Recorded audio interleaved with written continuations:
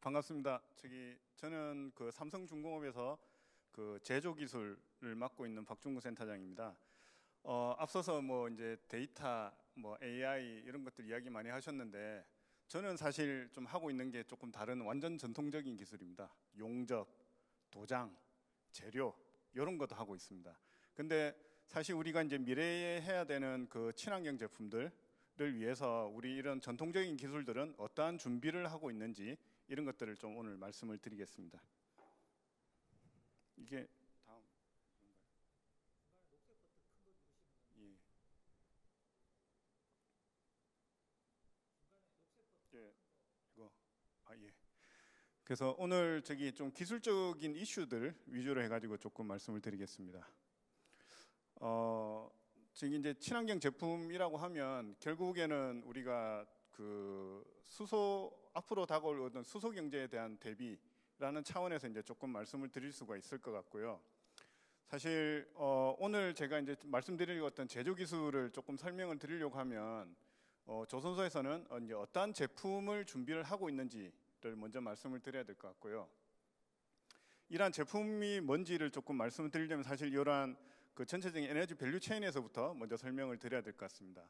우리가 궁극적으로 이제 뭐 탈탄소 이야기를 하면서 우리가 수소 경제를 준비를 하고 있는데 결국에는 수소를 어떻게 생산할 건지에 대한 문제와 어떻게 운송할 건지, 어떻게 사용할 건지에 대한 문제로 나눌 수가 있고, 잘 아시는 바와 같이 이제 생산 관련해서는 우리가 재생에너지 같은 걸 가지고 이제 만들어내는 그린 수소, 아니면은 전통 에너지를 가지고 만들 때 탄소를 포집해서 만드는 이제 블루 수소, 뭐 이런 것들이 이제 생산의 관점이 되겠고요. 이제 이거를 이제 운송하는 관점에서 보면 이거를 직접 어떤 수소로 바로 운송을 하는 방법도 있을 것이고, 아니면 암모니아라는 걸 이용을 해서 또 운송하는 방법도 있습니다. 사실 이제 조선소는 이 부분에서 많은 사업의 기회를 찾고 있고요. 실제 앞서서 말씀드린 대로 그 이산화탄소 발생을 캡처했던 이산화탄소를 또 어떻게 운반할 것인가 하는 문제, 암모니아나 수소를 이제 어떻게 운반할 것이냐 하는 문제, 여기서 이제 조선소들은 많은 비즈니스 기회를 찾고 있습니다. 제가 앞서서 말씀드렸던 그 세 가지, 그 액화수소, 암모니아, 그 다음에 그 이산화탄소, 이거에 대해서 이제 운반하는 어떤 선박을 만듦에 있어서 어떠한 기술적인 문제들이 조금 있는지를 간단하게 말씀드리겠습니다.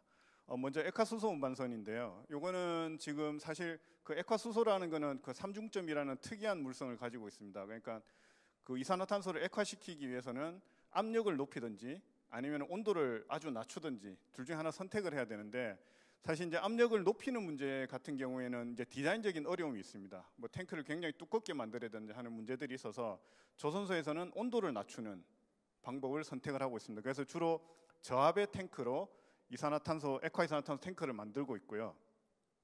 그러다 보니까 이제 저희가 그 뭐 40K부터 90K짜리까지의 어떤 이산화탄소 운반선을 만든다고 할 때 주로 이제 그 앞에 보시면 이제 LT36이라고 적어놓은 어떤 저온용 강제를 이제 저희가 사용을 하고 있습니다. 이제 액화 이산화탄소 같은 경우는 영하 55도에서 이제 만들어지기 때문에 이제 그 저온에서도 잘 견디는 이제 철을 가지고 이 탱크를 만들어야 되는 거죠.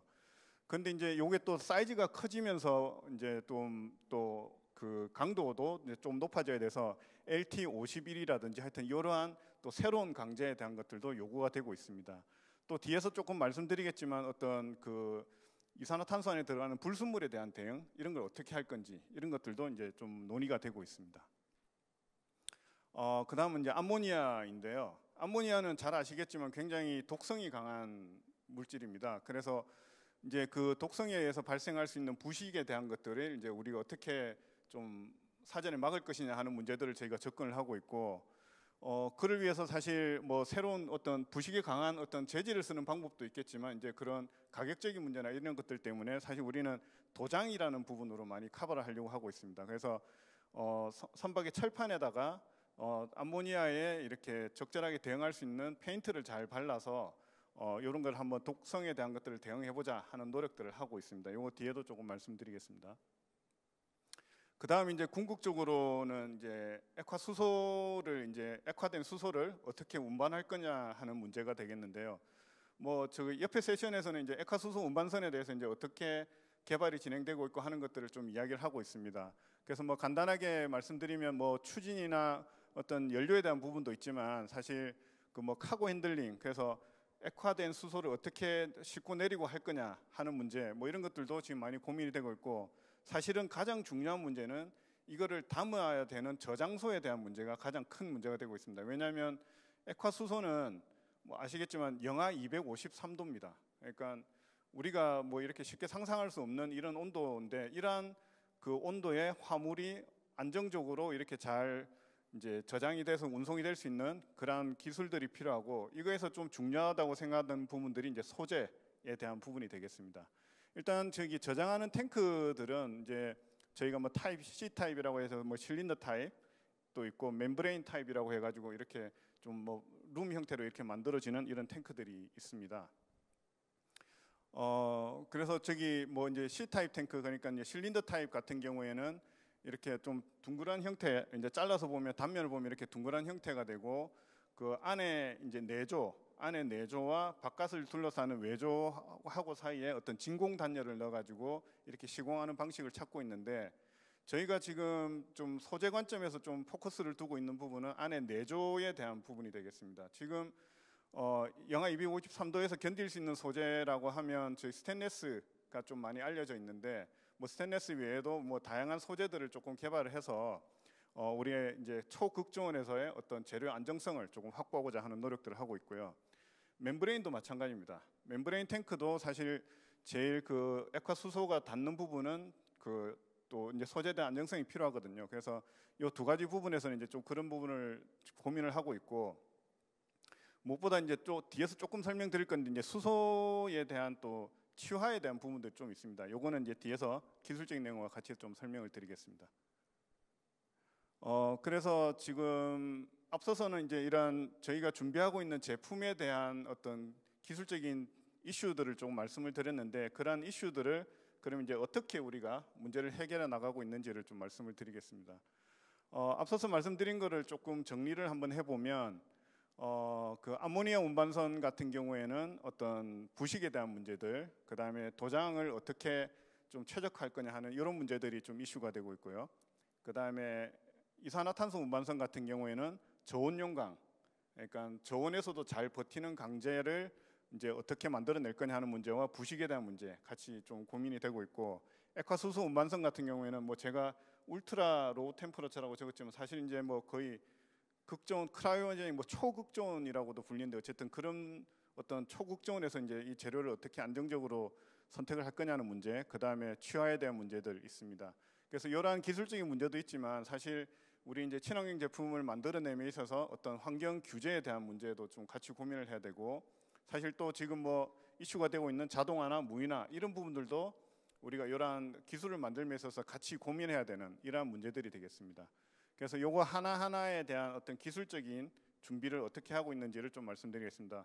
그 앞에 문제들을 조금 분류를 해보면, 사실 그 친환경 제품들은 좀 세 가지 특성으로 말씀드릴 수 있는데, 첫 번째가 이제 온도에 대한 부분이고요. 두 번째가 좀 화학적인 부분, 세 번째가 이제 환경적인 부분, 이렇게 좀 구분을 할 수가 있습니다. 온도에 대한 부분은 요 보시다시피 뭐 영하 33도부터 뭐 저기 LNG는 마이너스 165도고 액화수소는 요렇게 해서 굉장히 조금 낮은 온도에 화물을 실어야 된다라는 부분들이 좀 있고, 화학적으로는 아까 계속 말씀드리지만 뭐 부식에 대한 문제들, 취성에 대한 문제들 뭐 이런 것들이 있고, 그래서 이러한 특성을 만족하는 좀 최적화된 제조 기술이 좀 필요하다라는 관점이 되어 있고요. 오늘 제가 요 크라이오제닉 관점, 케미칼 관점, 엔바이러먼탈 관점 이렇게 해서 조금 말씀을 드리겠습니다. 첫 번째 그 케미칼 쪽이고요. LCO2에서는 사실 이제 부식에 대한 부분이 좀 제일 크게 문제가 되고 있습니다. 그 노던 라이트에서 사실 요 저기 고압에서의 어떤 액화 탱크를 만들어 가지고 운영한 경험이 있고, 이때 그 불순물에 대한 허용 기준을 마련한 적이 있습니다. 그런데 이 불순물에 대한 허용 기준이 왜 중요하냐면, 사실 이 그 액화 수소 안에 물이라든지 황이라든지 이런 불순물이 들어가면 부식이 생깁니다. 부식이 생기면 탱크의 두께를 이렇게 갉아먹게 되고, 결국 이런 것들을 우리가 미리 예측을 해서 운용되는 시간에 맞게끔 이렇게 마진을 더 줘야 되거든요. 마진을 더 준다는 얘기는 탱크 두께가 두꺼워진다는 이야기입니다. 그래서 두께를 두껍게 할 거냐, 아니면 반대로 그 운용하는 선주가 그런 불순물이 안 들어가게끔 정제를 뭐 잘해서 이제 액화 이산화탄소를 넣어라라고도 할 수 있습니다. 그래 되면 또 정제에 대한 비용이 또 높아질 수 있습니다. 그래서 저희가 이런 기준들이 사실 조금 마련이 안 돼 있어요. 어느 정도의 불순물이 들어가면 어느 정도 탱크가 잘 견딘다 이런 기준들이 없기 때문에 이런 것들을 좀 만들려고 노력을 하고 있고요. 국내에서는 이거를 좀 실험할 수 있는 데가 잘 없어가지고 지금 해외 쪽에 어떤 연구기관들과 좀 같이 하고 있습니다. 뭐 이산화탄소를 넣을 수 있는 게 아니라 그 여러 가지 불순물들에 대한 어떤 컨트롤이 좀 힘들어서 저 해외 쪽하고 같이 고민을 하고 있고요. 암모니아 같은 경우에는 역시 앞서 말씀드린 대로 그 SCC라고 해서 이제 부식에 대한 그 균열에 대한 문제가 좀 있습니다. 요거를 말씀드린 데 이제 도장으로 저희가 좀 커버를 하려고 하는데 사실 그 암모니아가 가지는 독성에 대해서 이거를 견디는 어떤 도장, 페인트 소재 이게 잘 없습니다.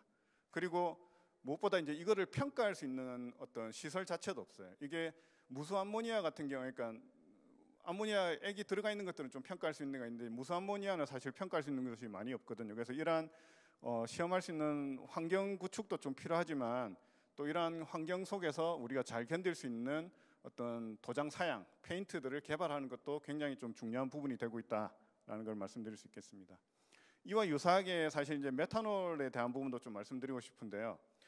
메탄올 연료로 되는 우리 컨테이너선 같은 경우에는 조금 많이 뭐 중국에 조금 많이 넘어갔지만 다시 이제 한국에서 좀 하고 있는데 여기도 아까 앞서 말씀드렸던 그 암모니아하고 유사한 문제들이 발생하고 있습니다. 그래서 메탄올에 의해서 도장이 또 분식이 되고 이 또 도장에 대해서 이제 크랙이 발생하는 이런 문제들이 생겨가지고 사실 지금은 한국 조선소들은 이거를 디자인 문제로 해결을 하고 있습니다. 그 컨벤셔널하게 여기 지금 벌크헤드 그러니까 저기 센터에 들어가는 구조들을 조금 그 도장 크랙을 회피할 수 있는 구조로 해가지고 굉장히 조금 코루게이션으로 조금 어렵게 만들고 있거든요.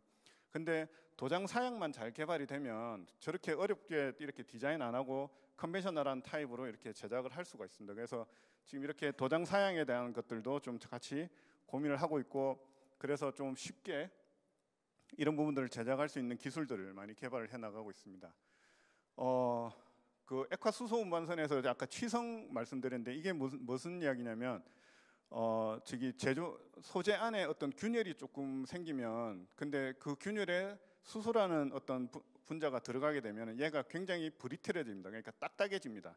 딱딱해진다는 거는 충격이 굉장히 약해진다는 의미거든요. 이게 뭐 어디 조그만 충격에도 탁 깨지는 게 이제 취성인데 그런 취성이 굉장히 강해진다는 거고요. 이 아래쪽에 그래프를 보시면 이게 without H 그러니까 수소가 없는 경우는 이렇게 쭉 힘을 주면 저렇게 길게 늘어나거든요. 오른 X축이 이제 그 어느 정도 늘어나는지에 대한 표가 되겠습니다. 그래서 잘 늘어나는데 수소가 있으면 저렇게 빨간색에서 딱 끊어집니다. 그러니까 쇠가 안 늘어나고 빨리 끊어진다 이렇게 이해를 할 수가 있는 거거든요. 그래서 이런 것들을 이제 저희가 요 밑에 있는 것들 실험을 해가지고 좀 찾아낸 건데 결국 영하 한 100도, 영하 한 80도 정도 수준에서 수소가 굉장히 잘 영향을 미치고 있더라 하는 것들을 연구를 하고 이제 발견해 나가고 있습니다. 그다음 이제 환경에 대한 문제인데요. 이제 요거는 뭐 우리가 그 햅스 규제 그러니까 뭐 여러 가지 VOC들 그러니까를 이제 좀 배출을 억제하는 이런 환경 규제들이 많이 생기고 있습니다. 그에 대해서 대응하기 위해서 친환경 그 페인트들을 많이 만들어서 하고 있고 지금 올해 저기 전체 선박의 페인트량의 올해가 30%를 의무적으로 사용하게끔 되어 있고 내년에 45%, 후내년부터는 전체 도장의 60%를 친환경 도료로 사용하게끔 규제가 되어 있습니다. 그래서 저희는 이제 이런 규제에 대응하기 위해서 이제 친환경 도료를 얼마나 많은 영역에 이렇게 적용할 수 있느냐 하는 부분들을 연구를 하고 있고 이런 부분들을 계속해서 적용을 확대해 나가고 있습니다. 그래서 이렇게 제품 개발들이나 이런 것들도 좀 많이 도료사들하고 같이 협업을 하고 있고요.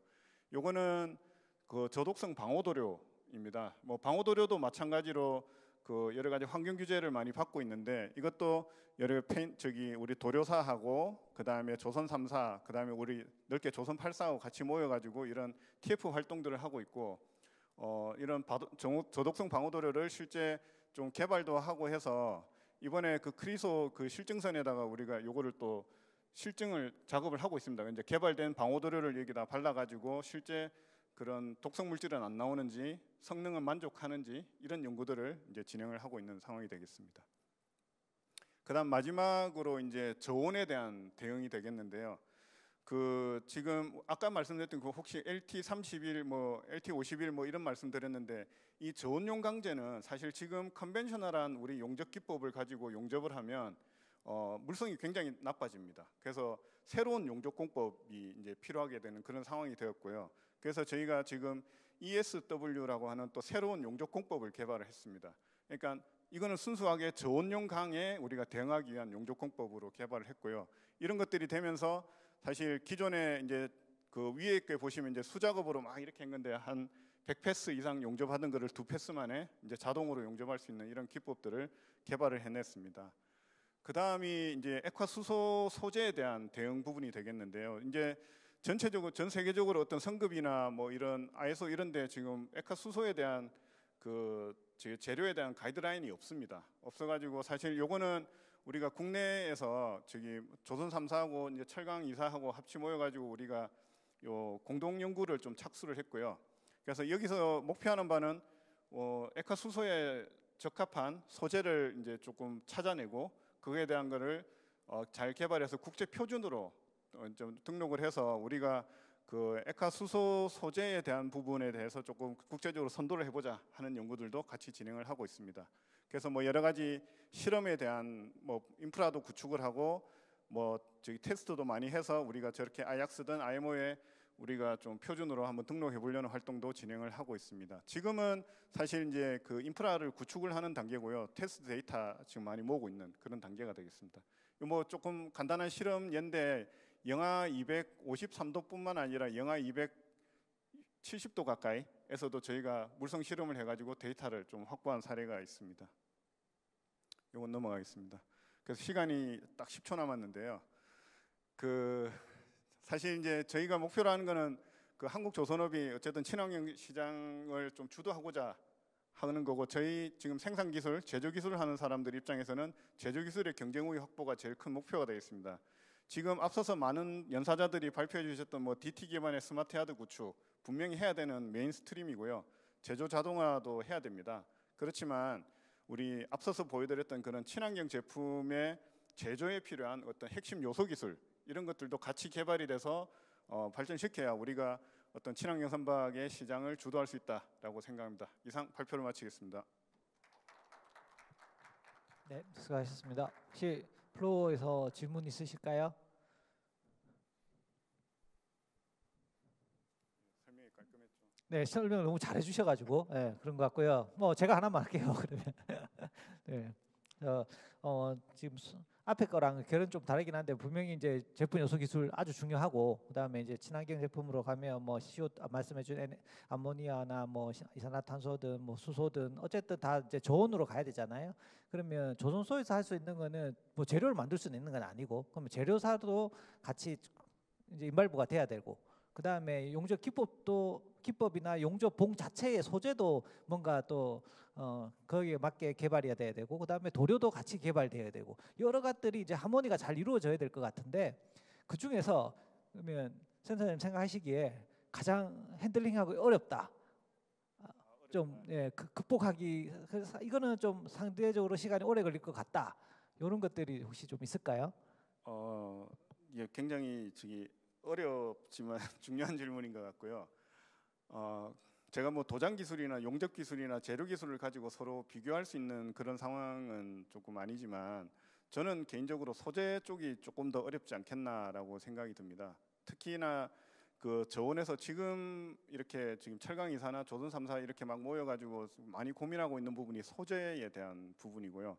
소재는 사실 이제 비싼 소재 쓰고 이런 게 하면은 그냥 많이 해결될 수 있지만 그거는 이제 경제성하고 연결된 문제거든요. 그래서 철강사에서는 지금 새롭게 싸면서도 성능 좋은 소재를 만들고 있고 조선소에서는 이제 그거를 검증을 하면서 이게 진짜 적용 가능한지 안 한지를 서로 검증을 하면서 그래서 코옥을 하고 있고요. 그래서 아까 보여드렸던 그런 뭐 조선 3사, 철강 2사, 뭐 한국 성급까지 같이 모여가지고 이렇게 연구하는 분위기가 많이 만들어졌습니다. 그만큼 그게 또 어렵다라는 거고요. 아까 도장도 보셨지만 사실은 뭐 도료 7사하고 조선 8사 다 모여가지고 같이 하고 있거든요. 그래서 지금 말씀드렸던 이런 기술들은 어느 한 회사, 뭐 어느 한 기업에서 이렇게 주도해가지고 할 수 있는 건 아니고 이 한국 조선소하고 관계된 어떤 회사들이 다 모여서 한 번에 같이 공동으로 해결돼야 되는 그런 문제라고 생각을 합니다. 네, 답변 감사합니다. 예, 발표해 주신 박준구 센터장님께 큰 박수 부탁드리겠습니다.